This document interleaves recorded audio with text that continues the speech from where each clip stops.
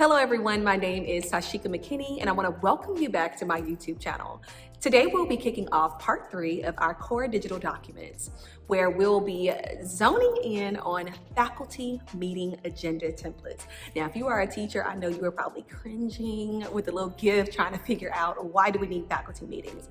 Well, keep in mind, they are important for communicating just those high-level things that need to go out. And I am going to equip all school leaders, yes, even your school leader, how to do this consistently, effectively, and also in a timely manner. So let's go ahead and get started. At this time, you should have located your faculty meeting agenda. You all, I am just so excited to take you through this process. I will start off by saying this will not be your typical faculty meeting agenda. However, I am really hoping that you can take something away from this. So first, let me give you a quick overview. If you watched part 1 of this entire series, you'll see that I was talking about letterheads. So notice that this does look like a formal letterhead, and it is. You want to make sure that everything remains professional. Next, you'll notice that we do have the title faculty meeting agenda here with today's date, and then also the time. Notice that is in the morning. I'm going to give you some tips about, is it imperative that we always have faculty meetings until 6:30 or 7 p.m. in the evening? Next, I do want you to notice that these are already sectioned off. And then they do have these gray boxes here for someone to type into, which may be a little bit different. So let's go ahead and jump right in. First, let's talk about the location and the time of the faculty meeting. First, I want you to ask yourselves, does it have to be in the morning or does it need to be in the afternoon? So some tips about this is if it is a quick hit, meaning this is not an extensive meeting, however, you do need to meet with your faculty face-to-face, I recommend doing this in the morning time. And some suggestions to keep in mind is if you have any community partners or local churches, I recommend partnering with them before school starts and tell them that, hey, some of these weekdays, we would love if you can have your volunteers come and do maybe car rider duty or walker duty, whatever it may be to cover our teachers so we can have our faculty meetings in the morning. Now, let's say this is a more extensive meeting. I definitely recommend polling your teachers to see if they are clear around that time. And then, of course, you can host it in the afternoon. Now, location. Location matters, you all. If you are doing this in person, you want to make sure that there is enough space. So maybe in your library or your cafeteria, so you can ensure that everyone is comfortable. Now, a lot of you may not want to hear this, but I do want to share that you can also host faculty meetings virtually just as effectively. I'll make sure to include another YouTube video showing you exactly how to do that. So now you'll notice that I do have some boxes here. So first on the agenda is lounge and play. Let's talk about what that means. I went to a conference and I'll tag her information in the description area. And she gave just some really good insight about how she leads her faculty meetings with pretty much a lounge and play. When the faculty come in on the tables, her leadership team has already set up games for the teachers and staff members to engage in. So I just put some ideas here that you can think about, maybe some different life-size games, or you can create stations where your teachers can engage with one another.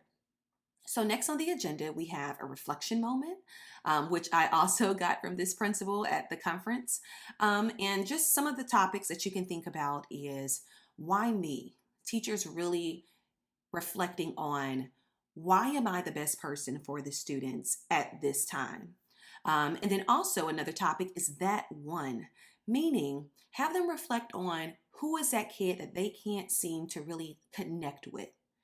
What are some steps that we can put in place, or what are some skills, some actions? How can we really just minimize ourselves in order to maximize the relationship with that one student? And then another reflection moment that you can consider is one step at a time. Asking them, what is that one thing you want to get better at? It can be professional or personal, and they do not have to share out. Third on the agenda is celebrations and share outs. And one thing that's important here is that we want all voices to be heard. So we should hear from at least one administrator, an instructional coach, a counselor, and then minimally 3 teachers. Fourth on our agenda, we have departmental updates that should be organized. Principals, you want to make sure that you have already met with your leadership teams in advance so that their information is concise. So here you do want to make sure that you have the equity of voice. Again, all voices should be heard. And then also you want to elevate teacher voices in this moment, because this is not only about you giving off information, you should be receiving information as well. Of course, we'll be closing off with closing remarks. So one thing I do want to show you is if you click this image right over here, this is outlined. Notice that you have the date and the time right here. And this is because I recommend that this template be an ongoing faculty meeting agenda. Meaning, anytime you have a faculty meeting, your staff members should be able to open this up, come over here to outline, and select the date.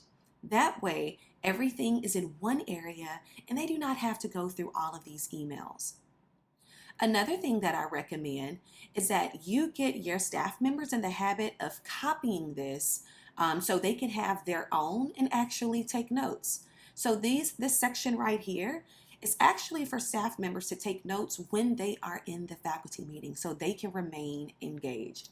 You all, oftentimes we host these faculty meetings and either we don't print off the information or maybe we do print off the information and the teachers just aren't engaged. You all give them something to do while they are there instead of it just being a sit and get. So let me show you how to go ahead and make this a running faculty meeting agenda. So first, let's click up here where it says faculty. Let's click shift, click the bottom area here, and it's going to highlight all of this information. We want to copy this. Next, we're going to go to Insert, Break, Page Break, and then let's paste. If you want this space between the horizontal line and your title, just click Enter. And then notice over here, it's popping up again. So all you want to do is come up here, and let's say that we want to make this for August 7th. And then we want this to be virtual. That's how it'll look. And notice, when your teachers open up the main template for your campus, they'll just come here. They'll select it, and it'll go right there to that agenda. And all they have to do is copy and paste this. So when we get to this page, you'll notice that this continued the numbers, like we need this to be 1. So what I want you to do is click the first one, but then double click it so that one is the only one that's highlighted. You'll right click and select Restart Numbering, and then select OK, and there you have it.